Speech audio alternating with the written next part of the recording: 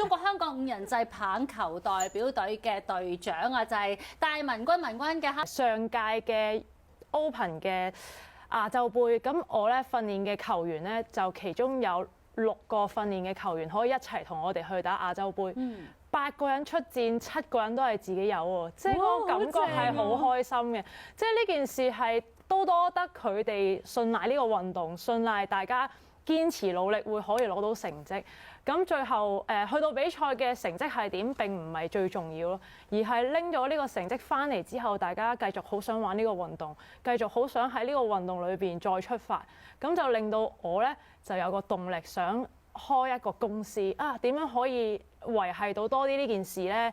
建立到多啲人俾佢哋知道呢個運動咧啊，點樣去推廣咧？咁開始有好多呢啲問題，發現啊真係需要去成立一個公司先能夠做得到啦。咁就不停去揾方法咯。咁其中點解會識到鄭泳舜咧？就係因為咧，我喺嗰個 Instagram 度睇到，清圖有個新嘅計劃咧，就係想幫一啲人去睇下點樣去將運動變成事業。我覺得好有趣，因為對於我哋運動員嚟講咧，寫字啊、讀書啊係好差嘅，即係其實係好難可以做得到。唔係你哋嘅主項咯，係啊，唔係我嘅主項啊。咁所以我咧就寧願多啲溝通啊、親力親為，咁就需要上好多嘅額外嘅堂或者資訊先可以做得到呢件事咯。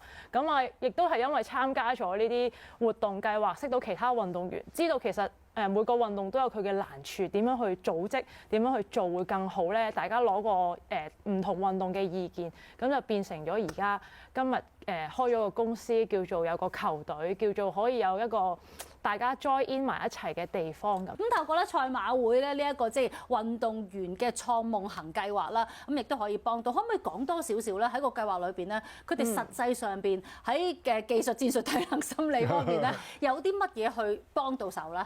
咁好多人都可能唔理解開公司係咩回事，因為對於運動嚟講咧，開一個公司並唔係產品，即係佢唔會實體有一樣嘢賣咗出去，然後有個收益翻嚟。佢中間仲有好多嘅情況嘅，因為你點樣去收一班學生啦，點樣去令到有教練幫手去教啦，點樣去宣傳啦，呢啲全部都係自己做嘅。係咁有少少似網店咁嘅狀態啦，你唔係賣緊一件實事，你係賣緊一件好虛無嘅服務。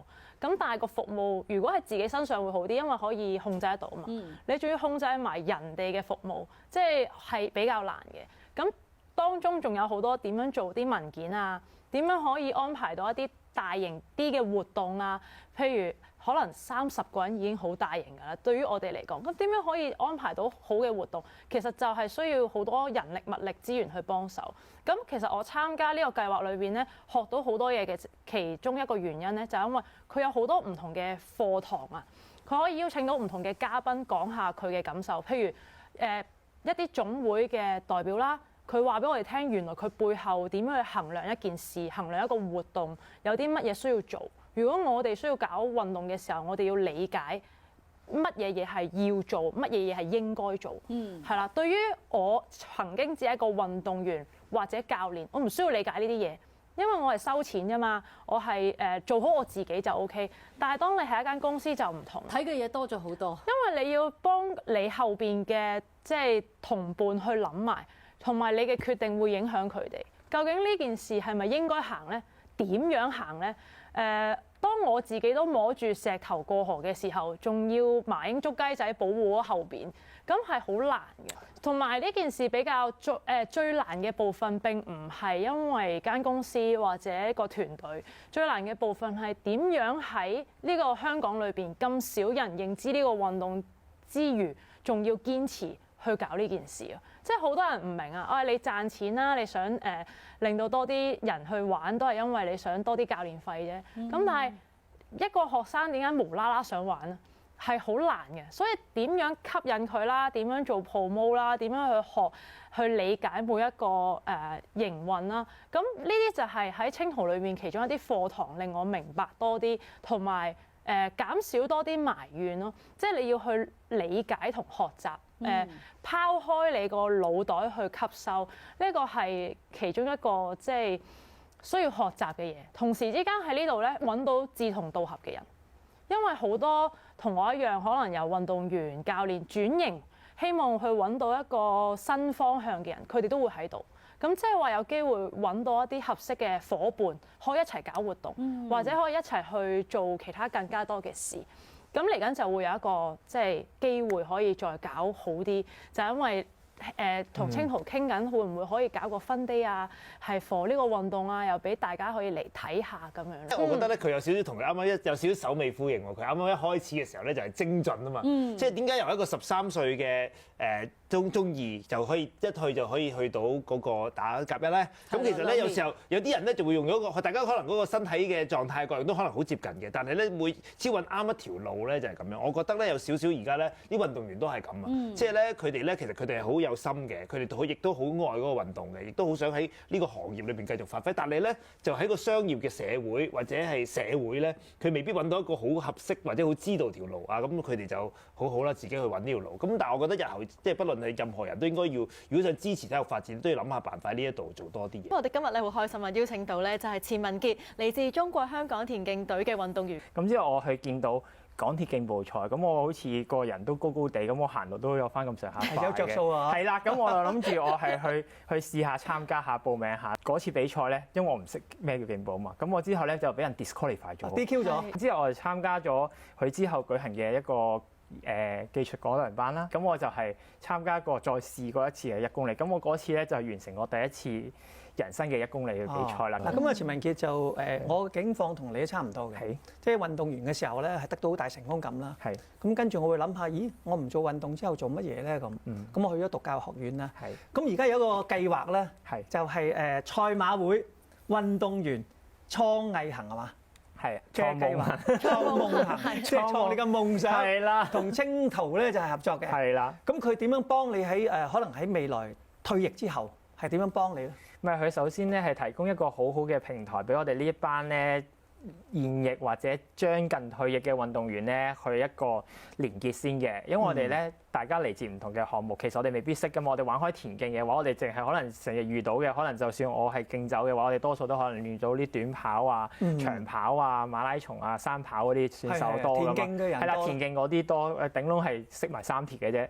咁但係不過我哋唔會同其他嗰啲可能團體運動嗰啲，例如喺足球啊、排球啊或者攀球，係啦，都唔同圈子。但係問題我哋係大家一齊喺一個運動嘅圈子嚟㗎嘛，要將呢個香港嘅運動呢個產業或者而家提倡嗰幾個化，令到佢提供一個層次。其實我哋係需要唔同嘅方面、唔同嘅人才㗎嘛。每個人係唔同嘅性格，咁我哋透過呢個計劃咧，去了解到自己唔同嘅性格、唔同嘅特質，而令到我哋可以尋找適合嘅崗位去做咯。我覺得係呢啲類似好似類似啲職業導向嗰啲咁，我覺得係即係令到諗下出面嘅思路咯，唔係好似傳統咁樣。如果你完咗呢個運動生涯，可能淨係得籠統嘅就可能係做教練。係啦，咁通常邊有咁多位啊？冇咁多係啦，最後未必圍到皮㗎嘛。嗰陣時喺疫情嗰陣時，好多都圍冇身㗎嘛。咁問題係咁一係就做老師，咁可能讀個教育文憑咁啊做老師；一係就做紀律部隊。係啦，咁我個之前啲師兄全部師姐全部都係做呢啲嘅，咁來來去呢啲速度。但不過問題係我哋大家係為呢個香港嘅運動嘅產業發展，其實係咪應該去尋覓新嘅道路？所以我覺得清圖同賽馬會呢個創夢行係為我哋大家提供一個新嘅平台，令到我哋可以去諗下究竟我哋可以做啲乜嘢，可能整間公司或者去點樣去籌錢，或者去點樣幫一班可能係你自己想嘅例如你見到有潛質嘅運動員，但不過你點幫到佢咧？咁你又透過你自己嘅影響力去影響佢噶嘛？但不過問題係你點樣影響咧？你係咪真係要做教練咧？未必噶喎。未必㗎。你可能係做佢經理人都得噶喎。而家好多運動嘅產業，你嗱，就算我哋而家坐喺度做節目，都可以做個主持啊。你哋係咪先？咁如果識運動嘅話，咁可能有個優勢噶嘛？係咪先？咁啊，如果其實唔同嘅地方都需要唔同嘅崗位，咁而家大家就係我哋透過啲計劃，就係睇下大家適合呢個咩崗位，咁我哋就可以就可以幫到呢個運動，可唔可以令到香港運動再提升一個層次？以前個年代做運動員咧，即係冇咁多嘅資源啦、資助啦，咁好多時咧，即係運動員可能退咗役之後咧，未必係有好多嘅工作機會，亦都係唔知道點樣銜接翻個社會。咁所以而家呢個計劃其實好好，就係幫助一班即將會退役或者係退役5年內嘅運動員咧，俾多啲唔同嘅機會啦，或者渠道等佢睇到啊，其實除咗做教練之外，都仲有好多其他嘅方向啦，好多嘅出路嘅。